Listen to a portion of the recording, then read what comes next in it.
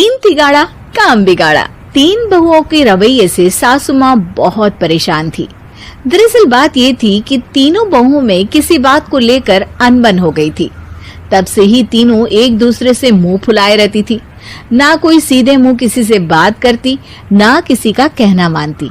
पड़ोसी भी इस बात को जानते थे और जाने कैसे कैसे बातें भी करते। इसीलिए सासू माँ ने तीनों बहुओं को तुरंत अपने कमरे में बुलाया। मैं कई दिनों से देख रही हूँ, तुम तीनों अलग अलग सारे काम कर रही हो। ये सब नहीं चलेगा, तीनों को मिलकर ही काम करना पड़ेगा। सास की बात सुनकर एकदम से बड़ी बहू बोल उठती है। नहीं मम्मी जी, मैं इन दोनों के साथ कुछ नहीं कर सकती। मैं इस घर की बड़ी बहू हूँ, फिर भी ये मेरा कहना बिल्कुल भी नहीं मानती। अरे जेठानी जी, जानबूझकर मुझे डबल काम करवाती है आप। और छोटी मुझसे टेढ़े मुंह ही बात करती है। इन दोनों के बीच हमेशा सैंडविच बन जाती है मेरी, और मैं हमेशा आलू की तरह बीच में मसली जाती हूँ। मम्मी जी, इन दोनों को लगता है कि मैं छोटी हूँ तो इनके पैरों तले दब जाऊंगी, लेकिन नहीं, मेरा भी उतना ही अधिकार है जितना इन दोनों का है। बड़ी आई दोनों मेरी चुगली करने के लिए, मुझे क्या कम समझ रखा है। तीनों बहू एक दूसरे से बहस करने लगती है और सास दोबारा ये देखकर टेंशन में आ जाती है और सबसे कहती है, चुप हो जाओ, अब से तुम तीनों सारे काम एक साथ करोगी। आंख बंद करके एक दूसरे की बात सुनोगी। तुम तीनों इस बात को गांठ बांध लो, वरना अगली छुट्टियों में तुम्हारा अपना मायके जाना कैंसिल। सास की बातें सुनकर डर के मारे तीनों हामी भर देती हैं। जी मम्मी जी, मैं समझ गई। हाँ मम्मी जी, जैसा आप कहें। आप जो कहेंगी मैं वही करूंगी। तीनों बहू सास की बात को गांठ बांध लेती है और वादा करती है कि अब से सारे काम वो तीनों एक साथ मिलकर ही करेंगी। ये सब देखकर सास खुश हो जाती है और वहां से चली जाती है। नीचे जाकर वो देखती है कि घर में शर्मा जी आए हुए होते हैं। सास जोर से आवाज लगाकर कहती है, अरे बहू, जरा चाय बनाकर तो लाना, शर्मा जी आए हैं। सास की बात सुनकर तीनों बहू तुरंत किचन की ओर भागती है और चाय बनाना शुरू कर देती है। मुझे तो एकदम मसाले वाली कड़क चाय पसंद है, तो हम शर्मा जी के लिए मसाले वाली चाय ही बनाएंगे। अरे नहीं दीदी, गर्मी के मौसम में मसाला चाय कौन पीता है? मैं तो शर्मा जी के लिए इलायची वाली चाय ही बनाऊंगी। ये कैसी बात कर रही हैं आप दोनों? मेरी मम्मी ने सिखाया है कि मेहमान को ज्यादा दूध और शक्कर वाली चाय देनी चाहिए, वरना वो घर वालों को कंजूस समझते हैं। तो मैं तो शर्मा जी को ऐसी ही चाय दूंगी। तीनों बहुएं अपने अपने तरीके से चाय में शक्कर, मसाला, पत्ती सब डाल देती है। उबलने के बाद तीनों मिलकर चाय बाहर लेकर जाती है और शर्मा जी और सासू माँ को देती हैं। चाय पीने के बाद शर्मा जी सासू माँ को देखकर शर्मा जाते हैं और शर्मिंदा महसूस करते हैं कि आखिर उन्होंने चाय पीने के लिए हामी क्यों भरी। सासू माँ भी चाय पीना शुरू करती है और कहती हैं, अरे बहू, ये कैसी चाय बनाई है? चाय है या मीठे दूध की बासुंदी? हाँ, चाय अच्छी नहीं लगी क्या? कोई बात नहीं, हम पराठा बनाकर लाते हैं। चलो चलो अंदर। हाँ चलो। हाँ, आती हूँ मैं भी। नहीं नहीं, मेरा पेट चाय नहीं चौपट कर दिया वही काफी है। पराठे से पोपट नहीं करवाना, मैं तो चलता हूँ। शर्मा जी चुपचाप पतली गली से निकल जाते हैं। अगले दिन सास बहुओं से कहती है, अरे बहू, जाओ जाके ऊपर के गेस्ट हाउस की सफाई कर दो। कल हमारे यहाँ मेरे दूर के रिश्तेदार आने वाले हैं, तो पूरे कमरे को चमका देना, समझी? तीनों बहू सास की बात को मानकर ऊपर सफाई करने चली जाती हैं और तीनों कमरे की सफाई चालू कर देती है। बड़ी बहू मकड़ी के जाले साफ करती है, तो बीच वाली झाड़ू लगाना और छोटी वाली सर्फ डालकर जमीन धोना शुरू कर देती है। अरे दीदी, जेठानी जी, अभी मैंने पूरी फर्श धोई और आप फिर से धूल नीचे गिरा रही हैं। और मछली जेठानी जी, आप बिना झाड़ू की धूल यहाँ छटक रही हैं। अरे तीनों को साफ करना है, एक साथ सफाई करते हैं ना। अरे वही तो, हम साथ साथ हैं, घर साफ साफ है।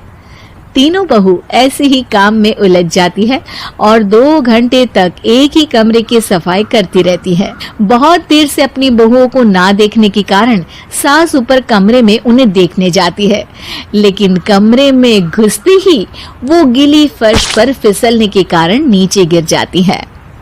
ओरी मोरी मैया, हड्डी मरोड़ के रख दी। आए मेरी तो कमर ही टूट गई रे। तीनों बहुएं सास को उठाती हैं और बिस्तर पर सुला देती है। अरे मेरे हाथ पैर दर्द कर रहे हैं, दबा दो, आराम मिलेगा।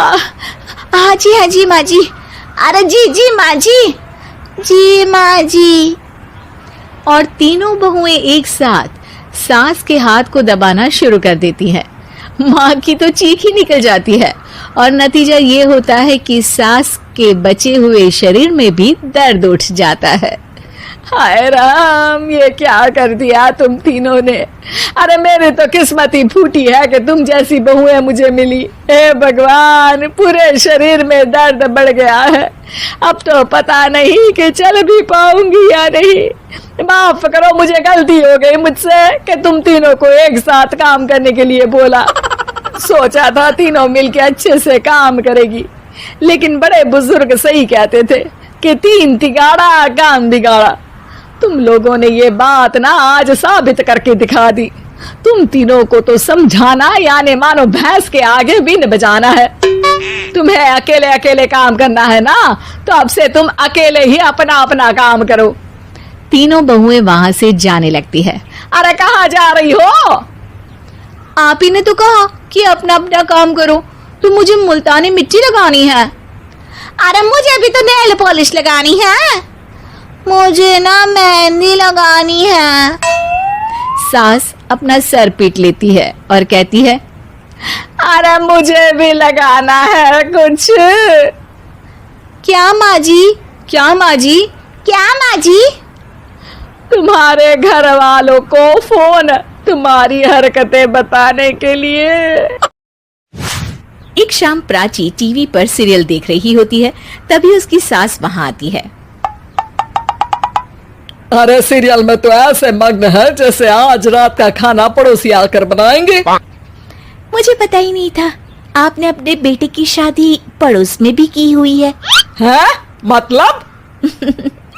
मतलब इस घर में सारा काम बहू ही करती है, आप तो सिर्फ खर्राटे मारती हैं। अच्छा जी, फिलहाल तो तुम आराम फरमा रही हो, चलो जाओ, ये मेरे टीवी देखने का समय है। आहा, इसीलिए मुझे भगाया जा रहा है। सॉरी, अब तो बिल्कुल नहीं जाऊंगी। प्राची की इस बात पर दोनों सास बहू के बीच टीवी रिमोट के पीछे बच्चों जैसे छीना झपटी शुरू हो जाती है, जिसके बीच श्लोक भी काम से घर वापस आ जाता है। आज मेरी चूहे बिल्ली की जोड़ी किस बात पर झगड़ रही है? अरे तेरे बीवी मुझे टीवी ही नहीं देखने दे रही। अरे तुम्हारी मम्मी मुझे खाना बनाने के लिए फोर्स कर रही है। अरे वाह, ऐसे बेतुके रीजन पर तो बच्चे भी झगड़ा नहीं करते। अरे मुझे कुछ मत बोल, सब इसने ही शुरू किया है। हाँ हाँ, जैसे आप तो बहुत दूध की धूली है ना। अरे बस, दोनों चुप। प्राची जाओ, खाने की तैयारी करो। और माँ तुम छोड़ो, तुम्हें क्या बोलूं, शांति से अपना सीरियल देखो। मुझे दोबारा लड़ने की आवाज सुनाई नहीं देनी चाहिए। ऐसा बोलकर श्लोक वहां से चला जाता है, जिसके पीछे पीछे प्राची भी कुछ न कुछ बड़बड़ाते हुए रसोई में चली जाती है। हाँ हाँ, सासू जी को तो कुछ बोलेंगे ही नहीं, बस मुझ पर ही हुक्म चलता है, खाना बनाओ, जैसे मैं इनके घर में खाना बनाने के लिए आई हूँ। इसी तरह शाम बीतती है और रात को श्लोक और प्राची की सास खाना खाकर सोने चले जाते हैं, लेकिन प्राची गुस्से में कुछ खाए बिना काम में ही लगी रहती है।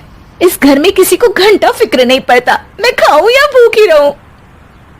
प्राची कुछ देर के लिए रसोई से बाहर जाती है और जैसे ही वापस आती है तो वहां दूध का भरा ग्लास देखकर हैरान रह जाती है। फिक्र पूरी है, बस दिखाना नहीं है।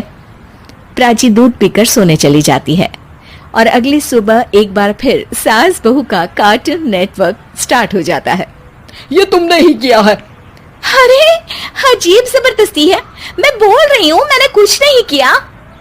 दोनों ने मिलकर पूरे घर को पागल खाना बनाया हुआ है। यहाँ कोई नॉर्मल इंसान तो रह ही नहीं सकता, इसीलिए अब पड़ोसी क्या रिश्तेदार भी घर आने से कतराते हैं।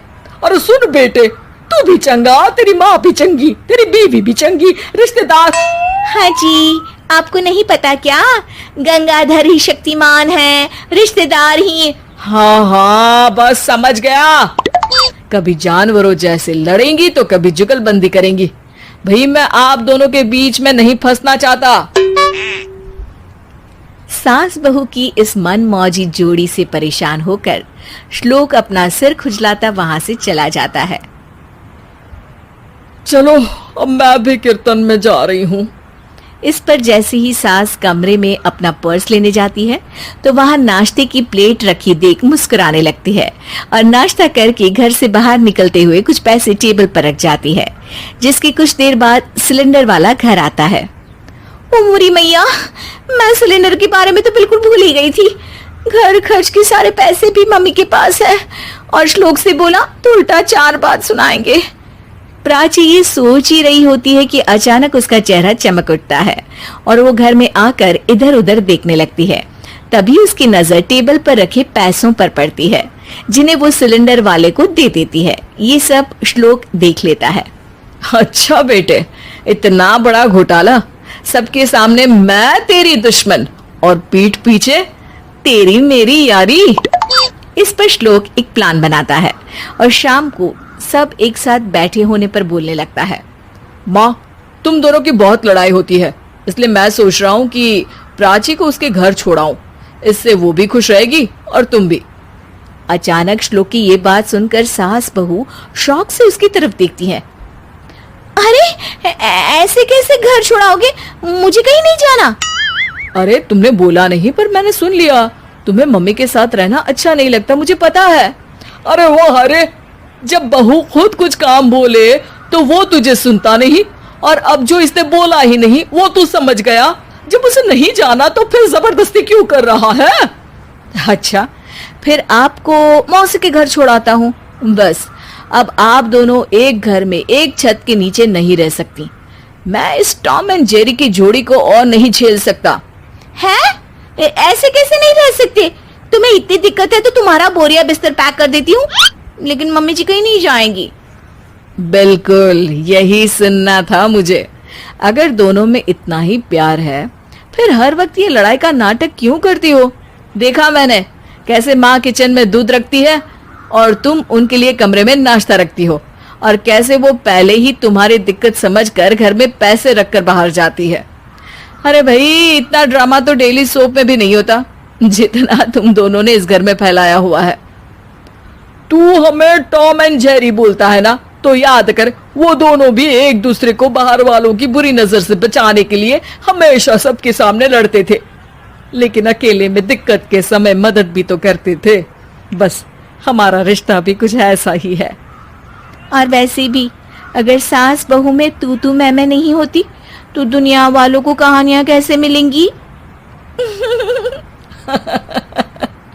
अपने पराए घर की लड़ाइयां कितनी भी हो, लेकिन ये भी सच है कि किसी पर कोई आपत्ति हो तो अपना ही परिवार साथ देता है। भैया, मेरे पीछे पुलिस लगी है, प्लीज मुझे बचा लो। रवि और राज 2 भाई, लेकिन दोनों में कभी नहीं पटी। अरे क्या हुआ छोटे, क्या कर दिया तूने? अरे कुछ नहीं भैया, मेरा दोस्त है ना राजू, वो मुझे लेकर बैंक गया था। मुझे नहीं पता भैया कि वो वहां बैंक लूटने जा रहा है। मैं उसके साथ बैंक में घुसते ही सीसीटीवी कैमरे में दिख गया हूँ। अब पुलिस मुझे ढूंढ रही है भैया, मुझे बचा लो।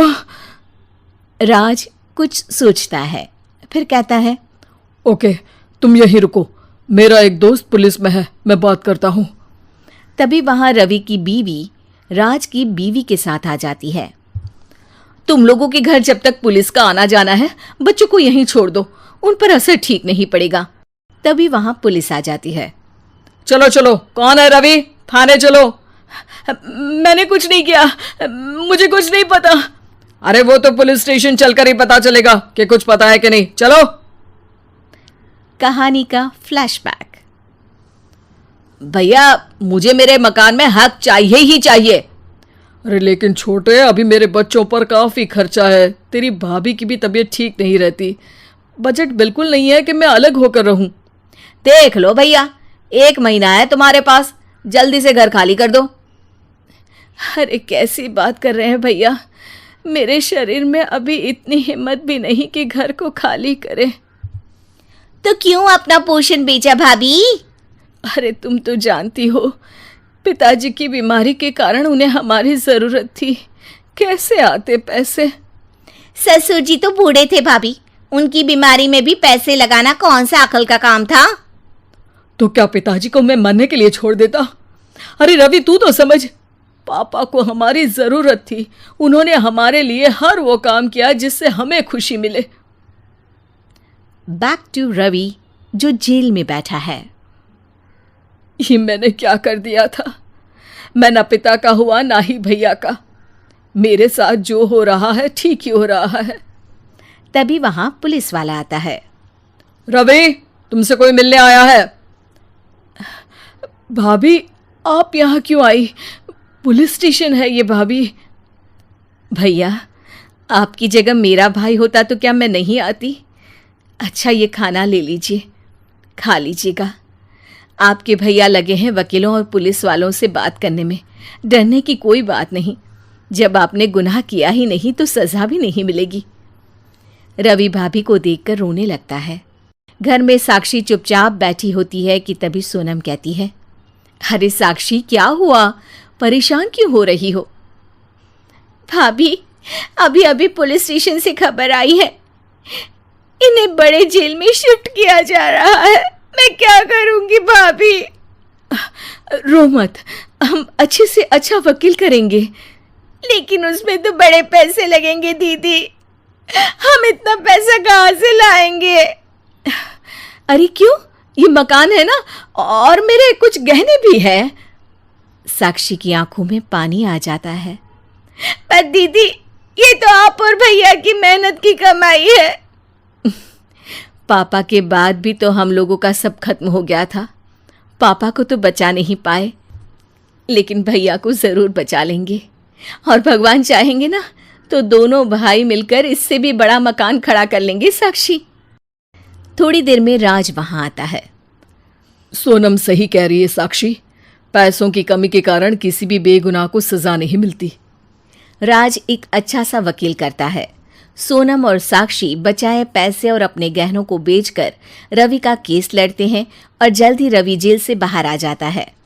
रवि राज को गले लगाकर कहता है, भैया मुझे माफ कर दो, मुझे साक्षी ने सब कुछ बताया है। भैया आपने मुझ पर विश्वास किया, मेरे लिए दिन रात मेहनत की, भाभी ने अपने गहने तक बेच दिए। भैया आपने तो पापा के लिए भी पैसे नहीं देखे, लेकिन मैं बहुत ही सेल्फिश निकला। भैया एक आखिरी बार मुझे माफ कर दो, मैं शर्मिंदा हूँ। अरे भाई अपने तो अपने ही होते हैं, पापा ने हमारे लिए क्या नहीं किया ये तुम्हें बताने की ज़रूरत नहीं है मुझे। और फिर तू तो मेरा भाई है, पैसे से बढ़कर रिश्ते होते हैं भाई।